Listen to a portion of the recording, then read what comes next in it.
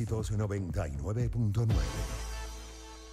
Bien, en días pasados fue noticia que la Asamblea General de Naciones Unidas concedió más derechos a Palestina para su participación en los asuntos de las Naciones Unidas sin que este Estado haya podido aún adquirir el estatus de miembro en pleno derecho. La concesión de esos derechos fue adoptada en una resolución relativa al estatus del Estado observador de Palestina en Naciones Unidas, que fue aprobada por 143 votos a favor, 25 abstenciones y 9 en contra. La noticia, la última, es que Irlanda, Noruega y España reconocerán a Palestina como Estado. Y bueno, que queremos justamente revisar con un especialista en estos temas qué representa esto, el que reconozcan a Palestina como Estado. Por lo pronto, y destacan medios como CNN Español, .cnn.com, que esos planes de reconocer formalmente a Palestina como Estado la próxima semana, en una medida que probablemente reforzará la causa palestina mundial, pero definitivamente es una decisión que va a tensar aún más las relaciones entre Europa e Israel. Y aquí me detengo justamente para hablar con Brian Acuña, quien es analista internacional, es profesor universitario, es especialista en temas de Medio Oriente. Profesor, buenas tardes, bienvenido. Hola Gladys y hola a todos los oyentes, un gusto estar con ustedes esta tarde. El gusto nuestro para entender qué representa esto, ¿no? Que Irlanda y Noruega, también España, reconozcan a Palestina como Estado. ¿Es bajo el mismo concepto de Naciones Unidas? ¿Cómo es? En realidad, pues hay varios elementos para que pueda existir una situación de estatidad. De hecho, esto está contenido en la Declaración de Montevideo del año 1933, ¿verdad? Donde se establece que para que un Estado sea considerado como tal, pues debe tener población, algo que los palestinos tienen. Deben de tener también un territorio designado.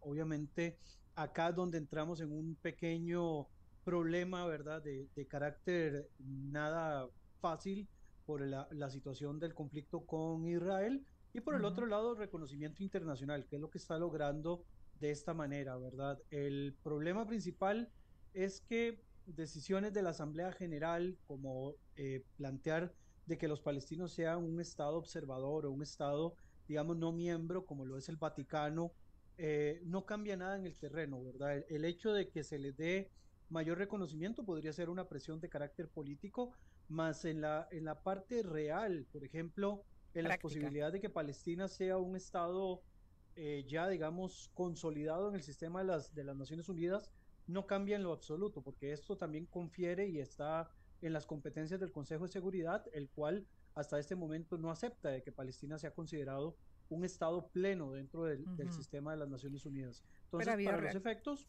Ajá. cambia poco, ¿verdad? Mm.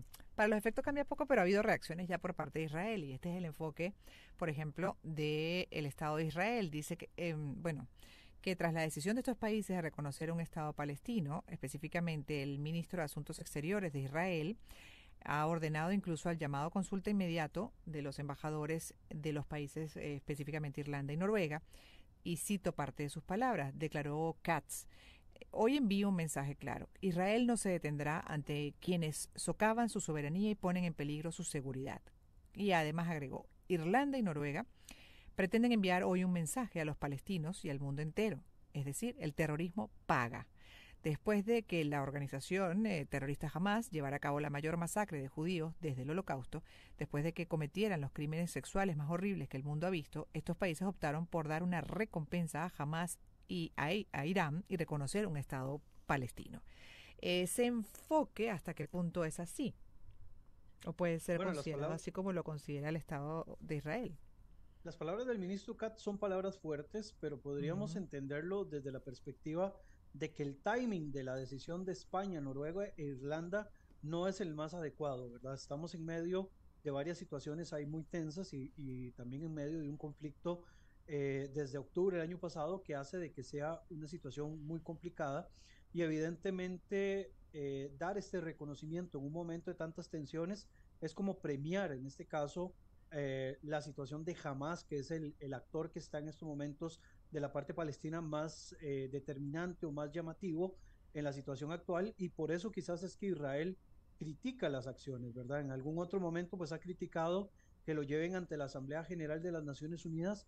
De nuevo, el timing quizás es lo que se puede criticar, que es un momento muy delicado para tomar una decisión de esta índole, y Mm. la decisión de España, Noruega e Irlanda son decisiones meramente políticas que, como dije en un inicio, cambian poco o nada la situación real en el terreno de lo que se está viviendo, digamos, en los territorios palestinos. Sí, lo que pasa es que también es confuso porque además dentro del mismo territorio hay divisiones. Entonces está por un lado la autoridad palestina, pero está también por el otro lado en la Franja de Gaza específicamente el liderazgo de un grupo terrorista como Hamas. Y al final no se termina ni de entender, ¿no? Quién manda en ese territorio por parte de lo que corresponde a este concepto de Estado palestino. Cuando habla Irlanda, Noruega y España de reconocer a Palestina como Estado, ¿a qué se está refiriendo también?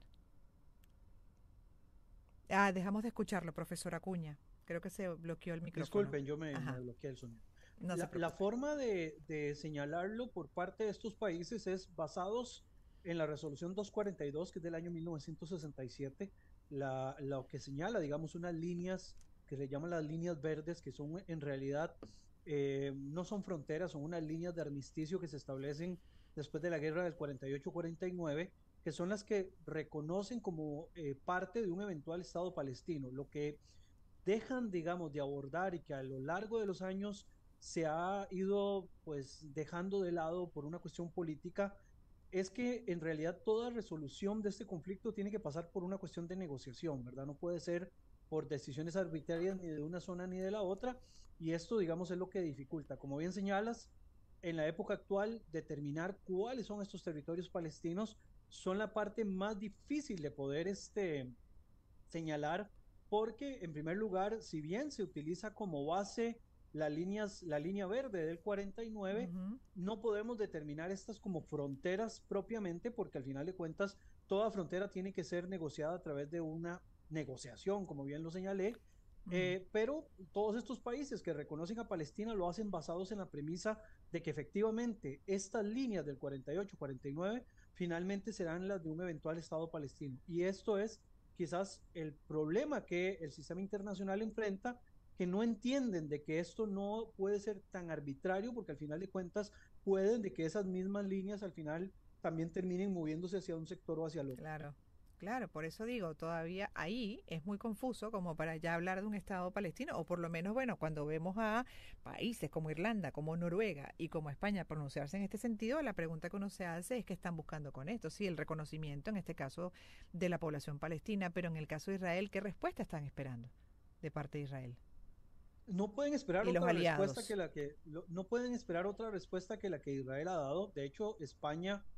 tiene un doble rasero, porque mientras reconoce un Estado palestino sobre unas fronteras que no han sido negociadas, por el otro lado tiene un problema histórico que es con la situación del Sahara Occidental, un conflicto que ha quedado, ¿verdad?, muy dejado en el olvido y que España es una parte súper responsable y que debido a los acercamientos que ellos han tenido con Marruecos, pues se ha dejado un poco de lado. Irlanda también tiene algunos problemas estructurales, ¿verdad?, que han llamado mucho la atención y el caso de Noruega posiblemente por una cuestión más de presión política y de algunas poblaciones a lo interno de Noruega que se ha señalado. Recordemos que Noruega es históricamente llamativo por la situación de que en Noruega fue donde se firmaron los primeros acuerdos entre Ujú. palestinos e israelíes, pero definitivamente, de nuevo, esto es una decisión política que va a cambiar poco en el terreno y lo que va a poner más Claro. bien es una tensión en las relaciones entre Israel y los estados europeos. De hecho, también me gustaría que compartiera su punto de vista y lo que conoce de, bueno, esta decisión de Egipto de haber modificado el plan de tregua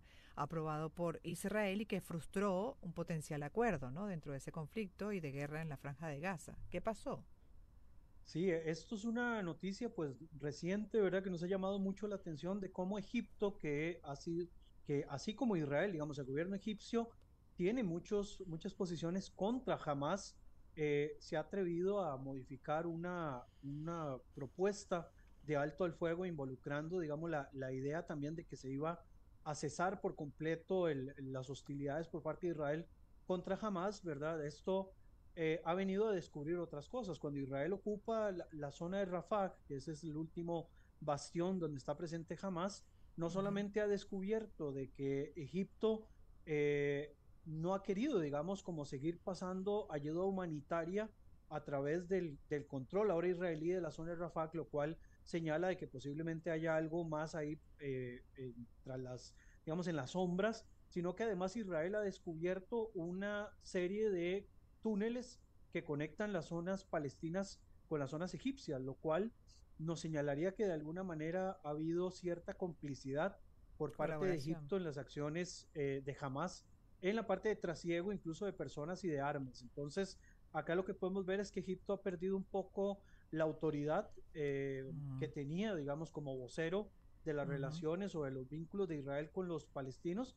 Y es muy llamativo porque Egipto es el país con el que Israel tiene un acuerdo de paz más Por eso, longevo, ¿verdad? Desde el año sí. 1979, lo que nos demuestra que Egipto tiene una posición bastante ambigua en todo eso.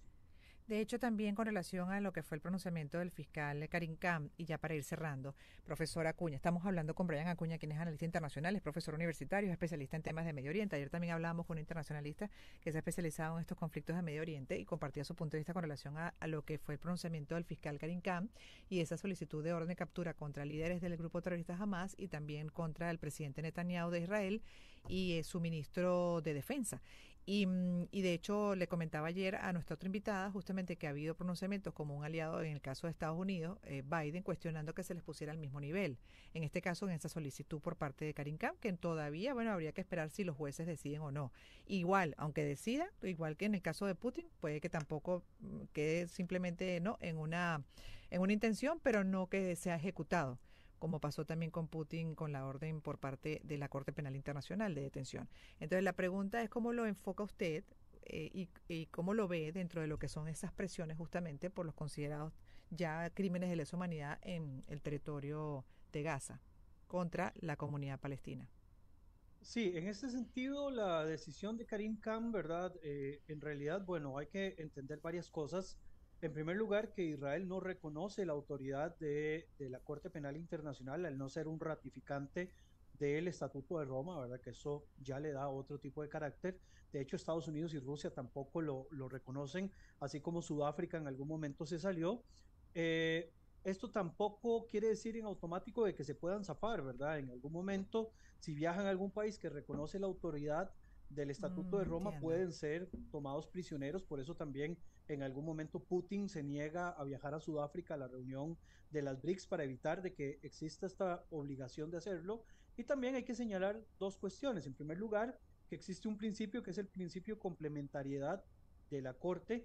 Eso quiere decir de que si el sistema judicial del país donde es nacional la persona que está Ujú. siendo perseguida, hacen un proceso, abren un proceso interno y lo juzgan en su propio país, esto podría sustituir de alguna manera las acciones que la Corte puede hacer en cualquier otra parte del mundo. Y por el otro lado, también esto hay que entender de que un país no está obligado a extraditar a sus nacionales, ¿verdad? Entonces, en este sentido, Israel, el primer ministro y el ministro de Defensa, en el caso de que salgan del país, siempre y cuando no vayan a un país donde puedan ser tomados prisioneros o donde si van a un país Entiendo. que no reconocen estas acciones de la Corte, posiblemente no tengan ningún problema, ¿verdad? Entonces, de alguna manera también la decisión pues va a pesar mucho sobre los movimientos que se hagan a partir del momento en el que salgan las órdenes de captura.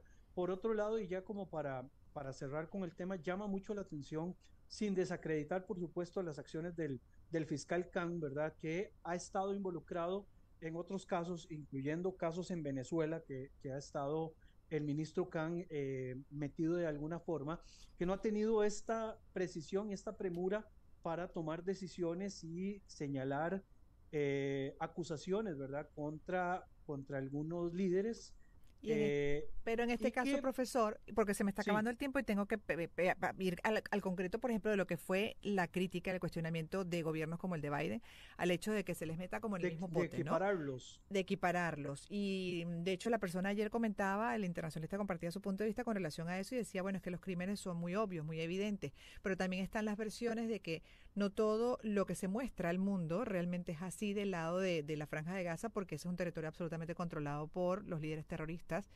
Y bueno, al final, qué tan justo o no está haciendo en este caso el fiscal Karim Khan en cosas, bueno, que por supuesto el mundo entero incluso está pidiendo que ya cesen o sea, por las consecuencias de tanta violencia y lamentablemente la pérdida de civiles en el caso palestino.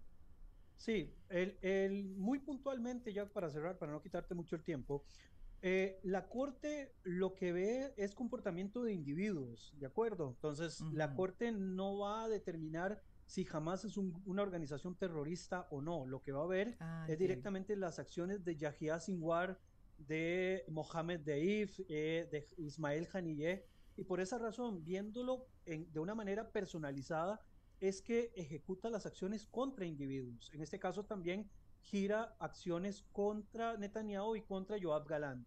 Lo único en este sentido es que la forma de poder juzgarlos y que exista la complementariedad que les señalé anteriormente es la fuerza del sistema judicial. En Israel hay una fuerza de sistema judicial, en Palestina no.